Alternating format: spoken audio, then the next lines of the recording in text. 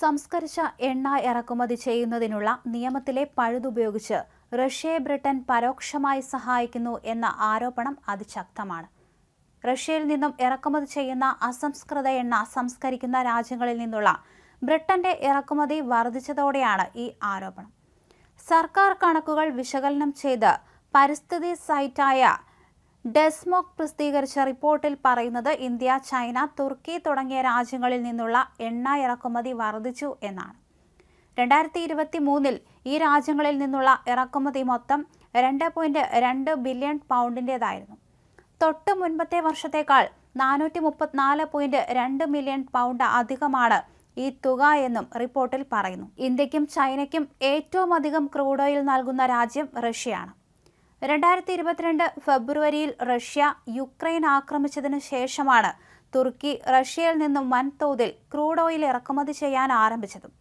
Russia യുക്രൈന്റെ ഊർജ്ജ മേഖലയെ ലക്ഷ്യം വച്ചാണ് പ്രധാനമായും ആക്രമണം നടത്തുന്നത്. വളരെ കുറച്ച് വൻകിട പവർ പ്ലാന്റുകൾ മാത്രമേ നശിപ്പിക്കാതെയോ ഭാഗികമായി പ്രവർത്തനരഹിതമാകാതെയോ അവശേഷിച്ചിട്ടുള്ളൂ.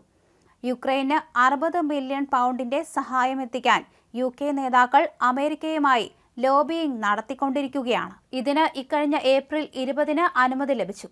യുക്രൈൻ ആക്രമണത്തിനു ശേഷം റഷ്യയിൽ നിന്നുള്ള എണ്ണയും പ്രകൃതിവാതകവും ഒഴിവാക്കുവാൻ യുക്രൈന്റെ സഖ്യകക്ഷികൾ തീരുമാനിച്ചിരുന്നു.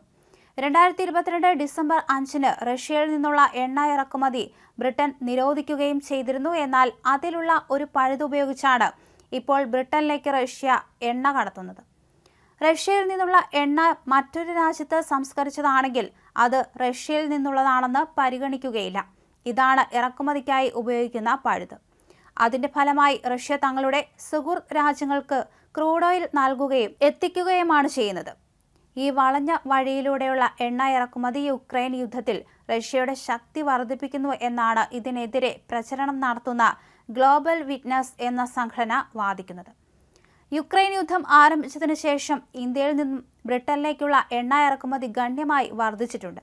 2021 402.2 മില്യൺ പൗണ്ടിന്റെ എണ്ണയായിരുന്നു ബ്രിട്ടൻ ഇന്ത്യയിൽ നിന്നും ഇറക്കുമതി ചെയ്തതെങ്കിൽ 2022 അത് 1.82 ബില്യൺ പൗണ്ടായി വർദ്ധിച്ചു. 2023 1.5 ബില്യൺ പൗണ്ടിന്റെ എണ്ണയായിരുന്നു ബ്രിട്ടൻ ഇന്ത്യയിൽ നിന്നും ഇറക്കുമതി ചെയ്തത്. റഷ്യയിൽ നിന്നും ഏതുവിധത്തിലും എത്തുന്ന എണ്ണയുടെ ഇറക്കുമതി നിരോധിച്ച് ബ്രിട്ടൻ യുക്രൈനോടുള്ള പ്രതിബദ്ധത തെളിയിക്കണമെന്നും ഗ്ലോബൽ വിറ്റ്നസ് ആവശ്യപ്പെടുന്നുണ്ട്.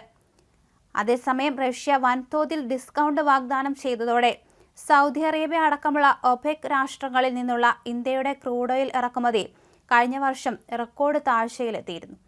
ലോകത്തെ 3ാമത്തെ വലിയ എണ്ണ ഇറക്കുമതി രാജ്യമാണ് ഇന്ത്യ. ഉപഭോഗത്തിനുള്ള ക്രൂഡ് ഓയിലിന്റെ 55-90% ഇറക്കുമതിയെ ആശ്രയിക്കുന്ന ഇന്ത്യയുടെ പരമ്പരാഗത സ്രോതസ്സുകൾ സൗദി അറേബ്യ, ഇറാഖ് തുടങ്ങിയ ഗൾഫ് രാഷ്ട്രങ്ങളായിരുന്നു. എണ്ണ കയറ്റുമതി രാജ്യങ്ങളുടെ കൂട്ടായ്മയായ ഒപെക്കിലെ കരുത്തരുമാണ് ഗൾഫ് രാഷ്ട്രങ്ങൾ.